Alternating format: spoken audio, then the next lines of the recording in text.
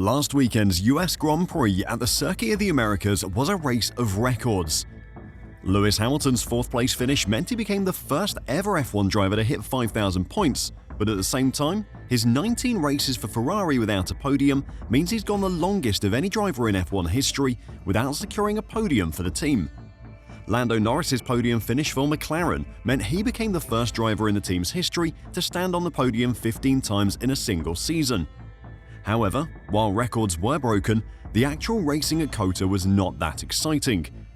Charles Leclerc's impressive defense against Lando Norris for much of the race provided the action for fans, but apart from that, very little happened. It is a growing problem in F1 that the races are decided at Turn 1, and now the drivers are getting sick of it. Today, I'll check out why the drivers are furious with the FIA and how they want F1 fixed, so don't go anywhere. It didn't take a top F1 analyst to realize that at the Circuit of the Americas last weekend, overtaking was a challenge. Whether it was the run up the hill to Turn 1 or the long drag to Turn 12 down the back straight, chasing cars were having a serious problem trying to catch up. Charles Leclerc's Ferrari did a fantastic job of holding off the much faster Lando Norris for most of the race, which provided a lot of the on-screen action. Behind them though, most of the top 10 just ran in formation for the majority of the race without ever getting into overtaking range. George Russell in particular was left very frustrated after the United States Grand Prix with how bad the racing is in F1 at the moment, claiming it's all down to qualifying and what happens at the start. The Mercedes driver finished 6th on Sunday after dropping to that position at lights out, while most runners used a one-stop strategy to make it hard for Russell to jump back up the order using strategic variance. The one-stop strategy has dominated F1 in recent years due to the safety it provides. When overtaking is a challenge, which is pretty common in the current era of F1 cars, keeping track position is vital to success. If a driver decides to push hard and pit twice, they have to make a significantly greater number of overtakes to get a good finishing position. Going for a two-stop strategy when your opponents are sticking to a one-stop is a huge gamble, which often doesn't pay off. Talking about his frustrations, Russell said, "Right now in F1, it's a race to Turn 1, he told Sky Sports F1. There's no tyre degradation. There's only 3 tenths between the quickest car and the slowest car in the top 6. Normally, you need at least half a second to overtake, so if I came out of Turn 1 in P3, I'd have been on the podium today, but instead I came out in P6 and I finished P6. Russell's point about how closely matched the top 4 teams are right now should be a great thing for F1 racing. With a team so closely matched, in theory, making use of a tyre offset or a different strategy should give you an advantage, but Russell went on to explain why this isn't true. The thing is, now, when there's no tyre degradation, there's no tyre delta, said Russell. Every track we go to, you need at least half a second to overtake, so that's why you're not seeing any overtakes. I don't remember the last two-stop race. F1's current tyre manufacturer is Pirelli, and it is a thankless job. No one has ever watched an F1 race and thought how good it was thanks to the tyre manufacturer. But when you end up with a boring race like the one in Austin last weekend, it is easy to blame Pirelli. But Russell was reluctant to criticize Pirelli, given it has produced a very capable tyre, meaning teams can now successfully operate a one-stop strategy at most circuits. Pirelli get a hard time no matter what, said the British driver. When there's a lot of tyre degradation, people say it's not real, the drivers can't push, we have to manage. We don't like that when there's no tyre degradation, we say it's a boring race we want to see. But they don't seem to be able to win in any case, so realistically, you want a tyre that you can push full gas, but it doesn't go the whole race.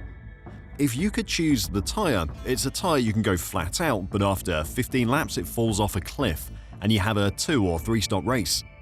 Making an F1 tyre is not an easy job. The forces the tyres are subjected to is unbelievable, and just getting them to hold up for half an hour is an achievement for Pirelli. However, Russell is right. It is possible for Pirelli to do too good of a job, which is what's happened now. The drivers can push as hard as they need to for as long as they need to, with very little punishment. Over time, the tyres will start to drop off, but it takes far too long to happen.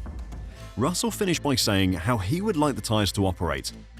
Ideally, the soft tyre does 12 laps, the medium tyre does 15 laps, and the hard tyre does 20 laps, and then it falls off a cliff. But that's a lot easier said than done. Pirelli get a very hard time. They do their best. They have given us a substantially better tyre. Like, this tyre is very good, but it causes bad racing. The problem for Pirelli is that in the eyes of the teams, the safer strategy is always the preference. They would much prefer to remove the tyres as a variable in performance and instead focus on their own development and extracting the most from the car.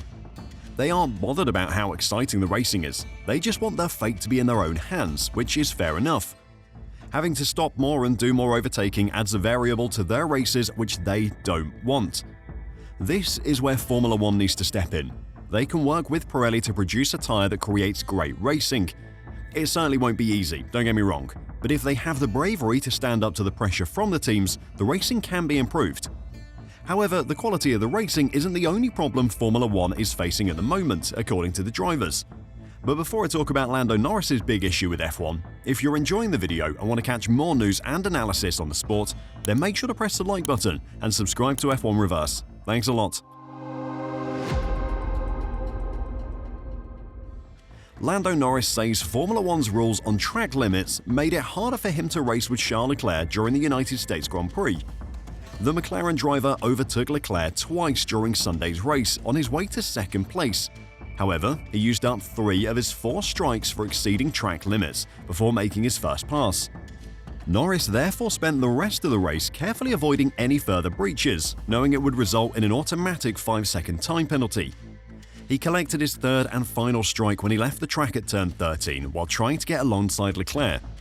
Norris said that breach should not have been counted against him as he gained no advantage. "One of my strikes was because I was racing," he said. "I think that's one of the silliest rules that we have. We're invited to try and race, but if you race too much, you get a penalty for it. And I got track limits for trying to go around the outside and losing time to Charles.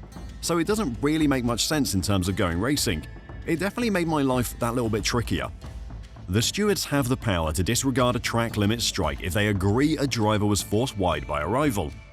During Saturday's sprint race, George Russell argued he should not have been noted for exceeding track limits when he went off at turn 12 by trying to overtake Max Verstappen. The problem is that if you give the drivers an inch, they will take a mile. If the FIA goes softer on track limits, then drivers will start to push them as far as they can. Yes, sometimes the strict rules will mean that drivers get punished when they potentially shouldn't. For example, in America, if Norris had picked up another off-track and got a 5-second time penalty, it probably would have been harsh. But the strict rules provide consistency, which is more important. If you start to introduce more grey areas of the stewards making judgment calls, you reduce consistency, and no one wants that. Of course, the easy solution would be for the tracks to put gravel or grass on the outside of the circuit where off-tracks are most likely, but they have other series outside of F1 to worry about, sadly. What do you think the solution is to the tyre problem? And would you change anything about track limits? Let me know what you think in the comments down below, and until next time, drive safe and bye for now.